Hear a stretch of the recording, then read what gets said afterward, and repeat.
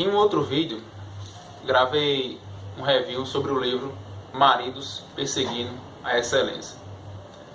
Diante do contexto social que nós temos vivido, diante das ideias que muito temos ouvido através das mídias sociais, através de livros, de filmes, ideias feministas, ideias machistas, ideias que de alguma maneira, de alguma forma, afrontam ou atacam a ideia bíblica do que seja masculinidade, do que seja ser um homem segundo os padrões bíblicos. E ainda mais por cima a questão de ser um esposo, de ser um marido, segundo o que a Bíblia orienta, o que a Bíblia aconselha. Pois, no geral, quando nós vemos um filme ou quando você vê uma novela, uma série, nós já vamos encontrar ali o ideal daquilo que Deus designou para que um homem seja para com a sua esposa, o ideal do que Deus designou para que o marido ele possa buscar o padrão de Deus para si. Pensando nisso, é que nós vamos, ao longo de alguns vídeos, falar dos capítulos desse livro. Então nós estaremos abordando as ideias que Lou Priolo ele traz nessa obra acerca do marido buscar ou perseguir a excelência. Então, o primeiro capítulo, que é o capítulo de hoje, vai tratar ou vai apresentar o seguinte tema: gostaria que minha esposa viesse com um manual de instrução. Então, de cara, a gente já liga com alguns memes, algumas charges que são levantadas em relação ao homem compreender e entender a mulher. A gente às vezes vê algumas imagens que tem lá vários livros para que você possa compreender a mulher. E Lou Priolo ele vai dizer o seguinte, que é possível sim nós entendermos a mulher, e isso a Bíblia ela apresenta. Eu vou ler aqui um trecho na página 18, onde ele diz o seguinte: permita-me compartilhar um segredo pouco conhecido. Sua esposa, de fato, vem com um manual de instruções. E aí a gente já pode se questionar. A gente sabe que algum produto que nós compramos, como um celular, uma TV, um carro, isso sim vem com um manual de instrução. Mas uma pessoa, um ser humano, uma mulher, vem com um manual de instrução? Vejamos o que é que ele diz mais adiante. A razão pela qual você nunca ouviu é porque está guardado no coração dela. Lá no fundo do coração dela estão todas as informações pessoais que você precisa para entender e nutrir sua esposa de acordo com a Bíblia. Há apenas um problema. Você é a pessoa que deve extrair essas informações dela.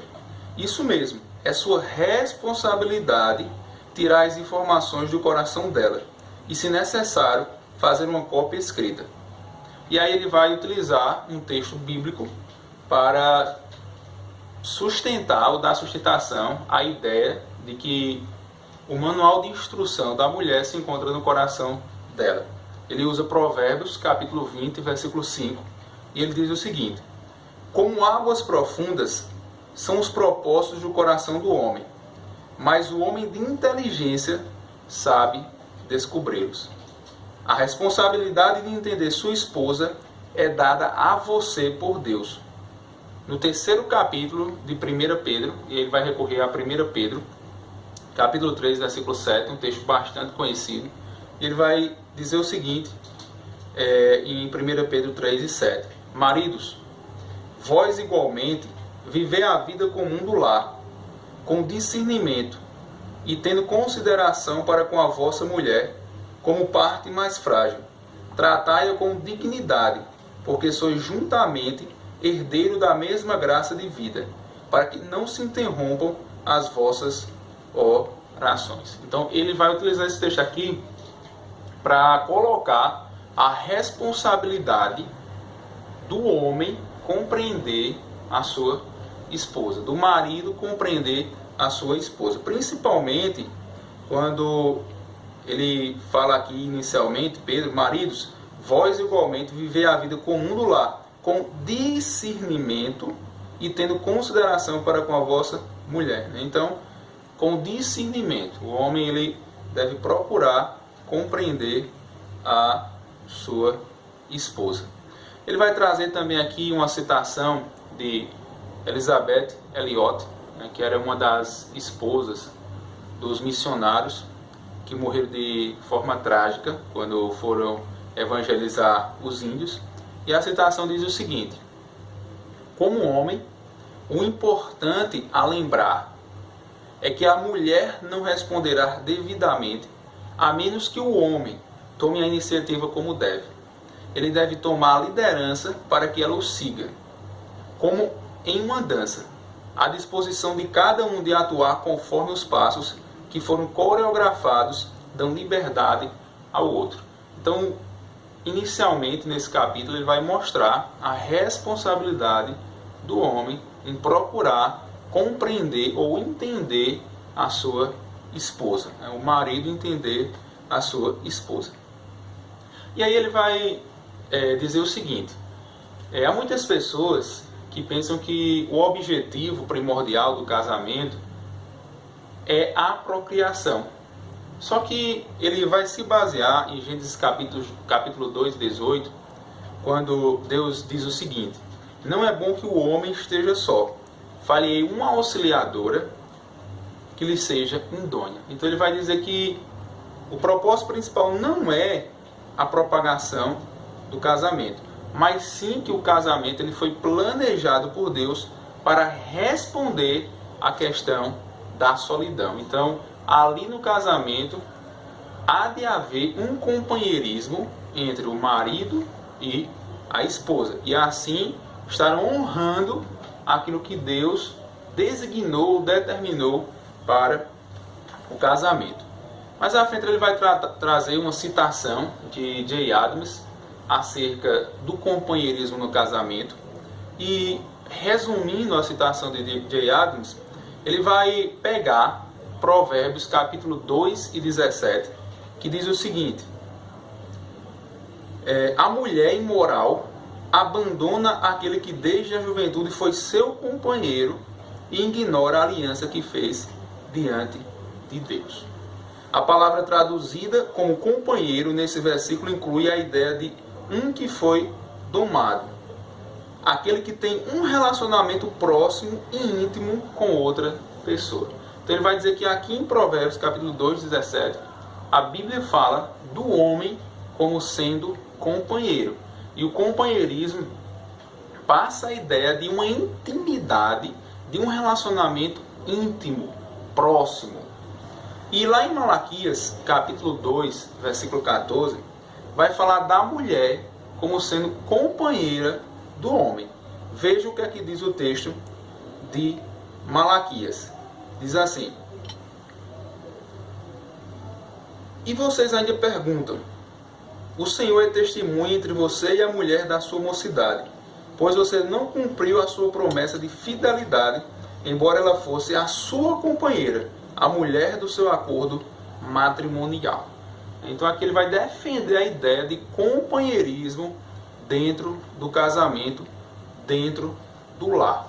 Ambos devem, de alguma maneira, contribuir para que a solidão ela seja minimizada dentro do casamento. E o homem tem uma grande responsabilidade, pois ele, digamos assim, ele é conferido, né, a responsabilidade de buscar conhecer a mulher em seu íntimo, conhecer a sua esposa em seu íntimo. Para ele, digamos assim, defender a ideia da importância do companheirismo dentro do relacionamento, ele vai dizer que a revelação é um pré-requisito para o relacionamento. Ou seja, sem revelação não é possível ter um relacionamento íntimo com o próximo. E para isso, ele vai utilizar a Bíblia para mostrar que Deus ele se revela às criaturas, que Deus se revela aos seus filhos.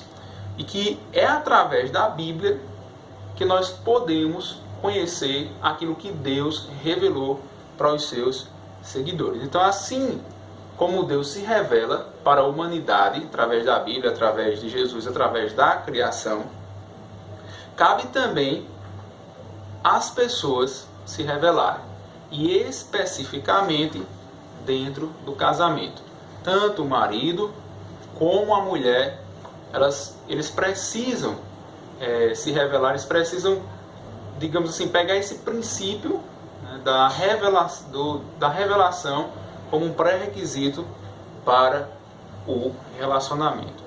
Tendo em vista que o casamento é o mais íntimo dos relacionamentos humanos, é preciso que se haja, que se tenha essa abertura para o homem e a mulher se revelarem ambos, né? A revelação do casamento é de suma importância.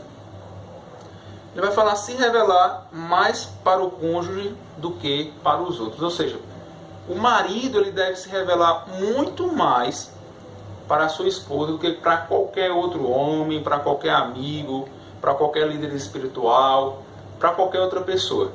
Assim como também a mulher, ela deve se revelar muito mais para o seu marido do que para sua melhor amiga, para sua líder espiritual, seu líder espiritual, para qualquer outra pessoa. Então a esposa, ela deve se revelar de forma íntima para o seu marido.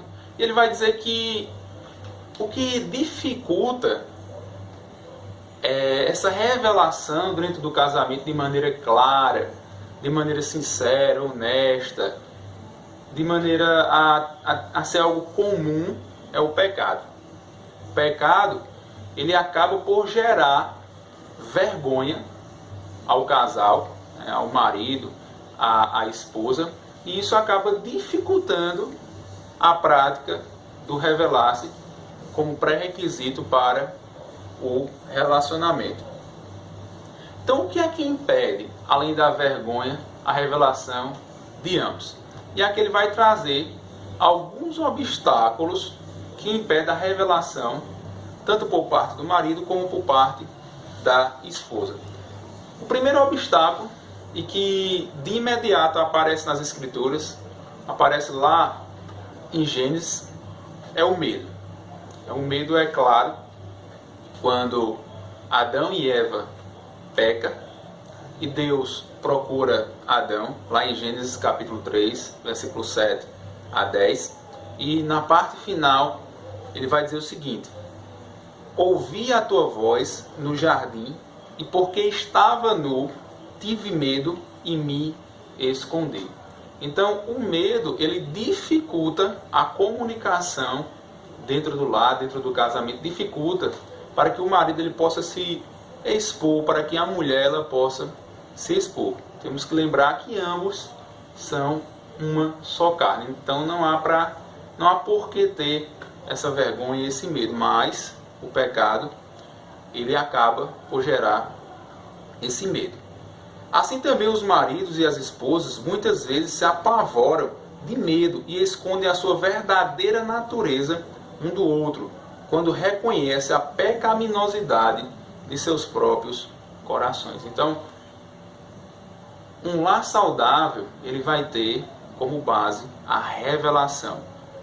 Vai ter como fundamento a revelação para que possa haver uma maior intimidade entre o casal. Em vez de esconder os pecados um do outro, deveriam sentir liberdade para revelar um ao outro suas batalhas com o pecado que nele habita, na esperança de encontrar ajuda para superá-los. O marido, como aquele que deveria lavar, santificar sua esposa com água da palavra de Deus, Efésios 5:26, e a esposa, como auxiliadora de seu marido, devem participar ativamente no processo de santificação um do outro. Então isso é o que cabe de responsabilidade para o homem e para a mulher dentro do casamento. Um outro fator que se torna obstáculo para a revelação de ambos é o egoísmo. O egoísmo, há vários autores cristãos que mostram como sendo um dos pecados que acabou por originar a queda. Então o egoísmo ele é nocivo nessa relação entre o homem e a mulher. No texto lá de 1 João, capítulo 4, 18, diz assim: no amor não existe medo. Antes, o perfeito amor lança fora o medo.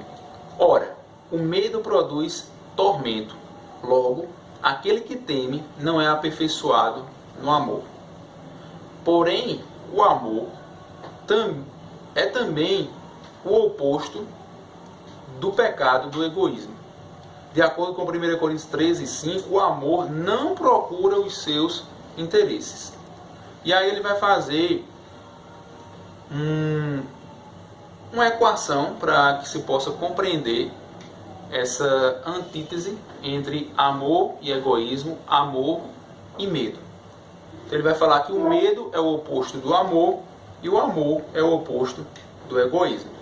Isso quer dizer que, no final das contas, medo e egoísmo estão entrelaçados. Se você é uma pessoa egoísta, com certeza o medo vai estar também presente em você. E para deixar mais claro, ele faz uma definição do que ele apresenta como amor, egoísmo e medo. O amor, ele vai dizer o seguinte: o amor é estar mais preocupado com o que eu posso dar do que com o que eu posso receber. Veja bem, o amor é dar. E a minha preocupação é muito mais no que eu vou dar do que no que eu vou receber. Já o egoísmo é estar mais preocupado com o que eu posso receber do que com o que eu posso dar. E o medo? O que é o medo? O medo é estar mais preocupado com o que eu posso perder do que com o que eu posso receber. Então, veja a relação entre egoísmo e medo. Você é egoísta quando permite que o medo de ser rejeitado por sua esposa o impede de amá-la, não revelando à sua esposa o que é biblicamente necessário para ela saber sobre você. Então, o egoísmo ele só vai trazer danos ao casamento. O terceiro obstáculo da revelação dentro do casamento é o orgulho. O orgulho é outro mal seríssimo. E ele vai falar o seguinte do orgulho: como a AIDS, o orgulho cega não só de ver o próprio orgulho, mas de todos os outros pecados que estão guardados nos recessos do seu coração e de sua vida. Levar você a odiar a correção e a repreensão. Esconde o seu pecado de você, justifica o seu pecado, dá desculpas por seu pecado e o impede de arrepender-se de seu pecado. Ele engana você, levando-o a pensar que está espiritualmente bem, quando de fato você tem um câncer terminal e precisa desesperadamente do bálsamo do grande médico. Então veja como é sério o orgulho e quão prejudicial é para o desempenho do casamento. Ele vai trazer também uma citação de Richard Baxter sobre o orgulho, mas eu não vou ler. E essa é a ideia acerca do orgulho. Um quarto obstáculo também é a preguiça. Tendo em vista que você sabe os princípios bíblicos, que você entende o que você deve fazer para ser um marido mais excelente, um marido mais próximo daquilo que Deus deseja para você, a preguiça ela pode se tornar um obstáculo. Porque aí você vai relaxar em pôr em prática aquilo que Deus determina, aquilo que Deus orienta.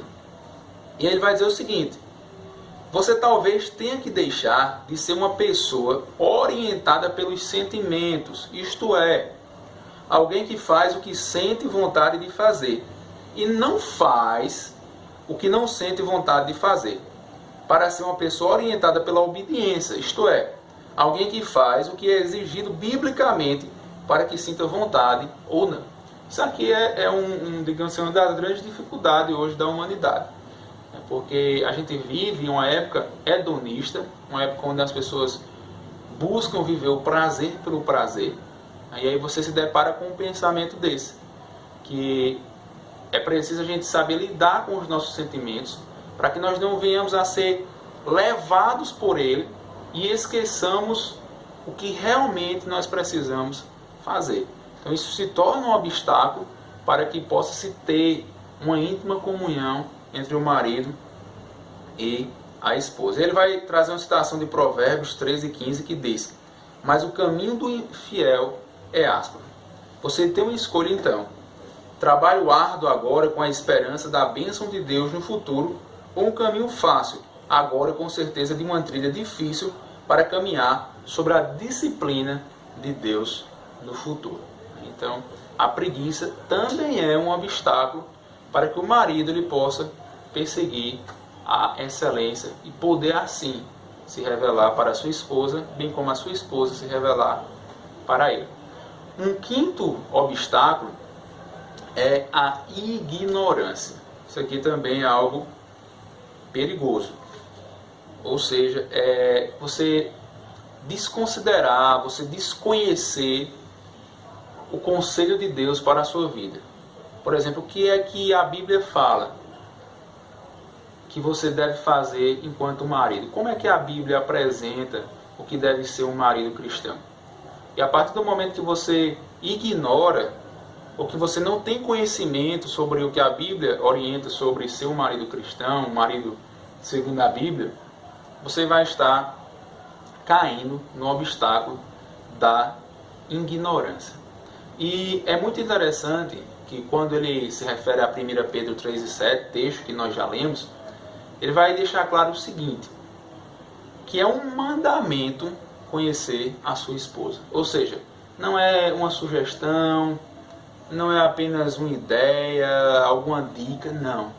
É um dever seu como marido buscar conhecer a sua esposa. É um dever meu como marido buscar conhecer a minha esposa. E ele vai trazer à frente 3 recursos poderosos que Deus concede ao marido.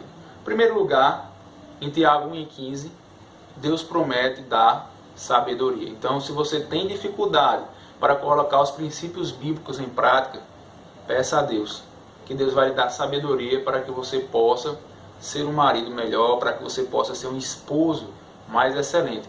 Não segundo os seus próprios padrões, não segundo os padrões dos seus amigos, não segundo os padrões da mídia, dos filmes, séries e etc.